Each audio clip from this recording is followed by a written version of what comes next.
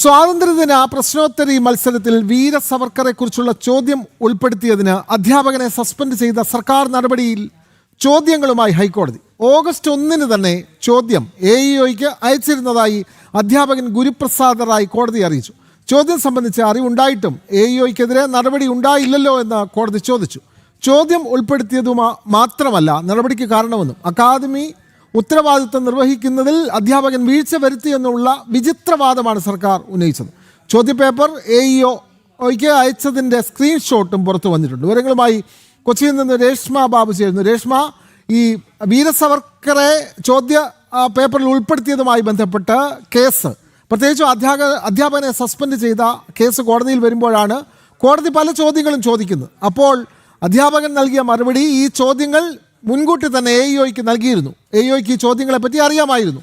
സർക്കാർ ഇവിടെ ഇന്ന് തടിയൂരാൻ പറയുകയാണ്. അക്കാദമിക കാര്യങ്ങളിലും ഇദ്ദേഹം വീഴ്ച വരുത്തി എന്നുള്ള മുടന്തൻ ന്യായവാദങ്ങളാണ് സർക്കാർ മുന്നോട്ട് വെക്കുന്നത്. അപ്പോൾ എന്താണ് കൂടുതൽ വിവരങ്ങൾ ഈ കേസുമായി ബന്ധപ്പെട്ട് രേഷ്മ ബാബു?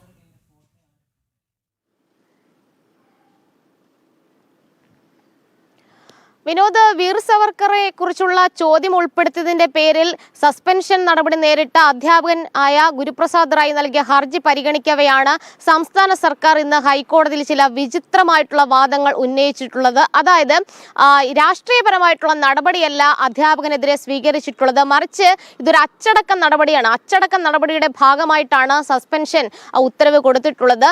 അത് ശിക്ഷാ നടപടിയായിട്ട് കണക്കാക്കാൻ സാധിക്കില്ല. DDEക്ക് ഈ സസ്പെൻഷൻ നടപടി സ്വീകരിക്കാനായിട്ടുള്ള എല്ലാവിധ അധികാരവും ഉണ്ട്. മാത്രമല്ല, രാഷ്ട്രീയപരമായിട്ടുള്ള നടപടി അല്ലാത്തത് മാത്രമല്ല, കൂടാതെ ഈ ഒരു വിഷയത്തിൽ, അതായത് വലിയ രീതിയിൽ അക്കാദമികപരമായിട്ടുള്ള ഉത്തരവാദിത്വത്തിൽ വീഴ്ച വരുത്തിയത് തരത്തിലുള്ള കാര്യങ്ങളൊക്കെ തന്നെ അധ്യാപകനെതിരെ കണ്ടെത്തിയിട്ടുണ്ട്. അതായത് കൃത്യമായ മേൽനോട്ടവും ജാഗ്രതയും അധ്യാപകന്റെ ഭാഗത്തുനിന്നും ഉണ്ടായില്ല. അതുകൊണ്ട് തന്നെയാണ് ഈ വിഷയം വലിയ രീതിയിൽ മധ്യത്തിൽ ചർച്ചയ്ക്കും വിവാദങ്ങൾക്കും വഴിവെച്ചത്. ആ ഒരു വീഴ്ച മുൻനിർത്തിക്കൊണ്ട്, ഉത്തരവാദിത്വത്തിലെ ജാഗ്രത കുറവ് അത് മുൻനിർത്തിക്കൊണ്ടാണ് സസ്പെൻഷൻ നടപടി കൊടുത്തിട്ടുള്ളത്. ഇതൊരു പ്രാരംഭഘട്ടത്തിലുള്ള നടപടിയാണ്. വീണ്ടും ഇക്കാര്യത്തിൽ കൃത്യമായിട്ടുള്ള കാര്യങ്ങൾ വേണമെങ്കിൽ, ആവശ്യമെങ്കിൽ അധ്യാപകനെ ബോധിപ്പിക്കാമെന്നും ഹൈക്കോടതിയിൽ സംസ്ഥാന സർക്കാർ വ്യക്തമാക്കിയിട്ടുണ്ട്. അധ്യാപകൻ ചില അധിക രേഖകൾ കൂടി ഇന്ന് ഹൈക്കോടതിയിൽ സമർപ്പിക്കുകയും ചെയ്തു. അതായത് ഓഗസ്റ്റ് 1 തന്നെ AEOയ്ക്ക് ഈ ചോദ്യപേപ്പർ ഉൾപ്പെടുന്ന കാര്യങ്ങൾ, അതല്ലെങ്കിൽ ചോദ്യപേപ്പർ പൂർണ്ണമായിട്ടും മെയിലായിട്ട് അയച്ചു കൊടുത്തിട്ടുണ്ട്. അതിന്റെ സ്ക്രീൻഷോട്ട് അടക്കമാണ് അധ്യാപകനായിട്ടുള്ള ഗുരുപ്രസാദ് റായ് ഹൈക്കോടതിയിൽ സമർപ്പിച്ചത്.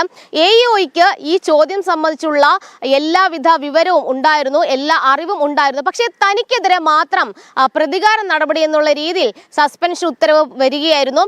എന്തായാലും ഇക്കാര്യത്തിൽ AEOയുടെ അറിവോടുകൂടി തന്നെയാണ് ഈ ചോദ്യപേപ്പർ വന്നിട്ടുള്ളത്. ആ ചോദ്യപേപ്പർ എടുത്ത്, അല്ലെങ്കിൽ ചോദ്യം ഉൾപ്പെടുത്തിയതിനു ശേഷം ആ ചോദ്യപേപ്പർ പൂർണ്ണമായിട്ടും താൻ AEOയ്ക്ക് അയച്ചു കൊടുത്ത് ഉറപ്പ് വരുത്തുകയും ചെയ്തിരുന്നു. അതിനുശേഷമാണ് ഇത് ക്വിസ് മത്സരത്തിന് വേണ്ടിയിട്ട് ഉപയോഗിച്ചത് എന്നുള്ളതാണ് നിലവിൽ ഹൈക്കോടതിയിൽ അധ്യാപകൻ അറിയിച്ചിട്ടുള്ളത്.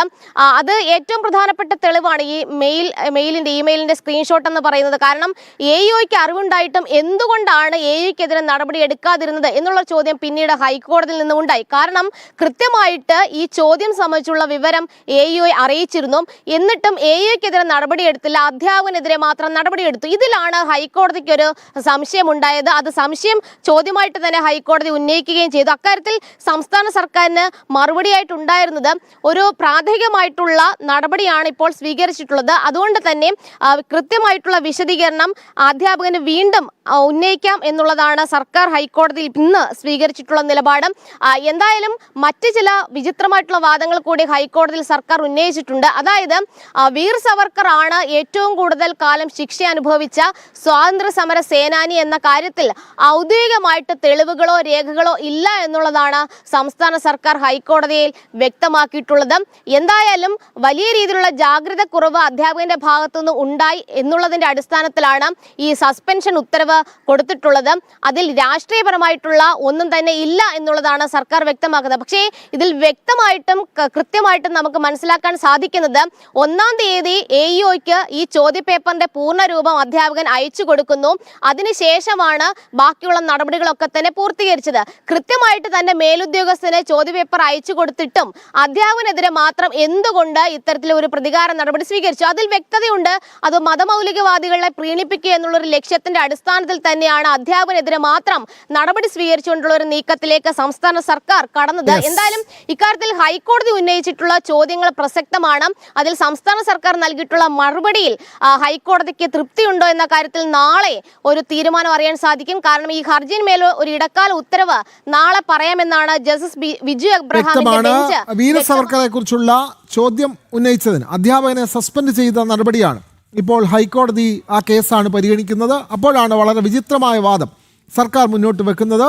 ഈ ചോദ്യം ഉൾപ്പെടുത്തിയത് മാത്രമല്ല, ഈ അധ്യാപകന്റെ ഭാഗത്തു നിന്ന് അക്കാദമികപരമായ ചില തെറ്റുകളും ഉണ്ടായി എന്നുള്ളതാണ്. ഇത് ശിക്ഷാ നടപടിയല്ല, ഒരു മുന്നറിയിപ്പ് മാത്രമാണെന്നാണ് പറഞ്ഞത്. അങ്ങനെയെങ്കിൽ എഇഒ ഈ ചോദ്യം കണ്ടിരുന്നതല്ലേ എന്ന് കോടതി ചോദിക്കുന്നു. ഇത്തരത്തിലുള്ള വിചിത്രമായ വാദങ്ങൾ സർക്കാർ മുന്നോട്ട് വെക്കുകയാണ്. ഈ കേസിൻ്റെ വിശദാംശങ്ങൾ നൽകുകയായിരുന്നു കൊച്ചിയിൽ നിന്നും രേഷ്മ ബാബു.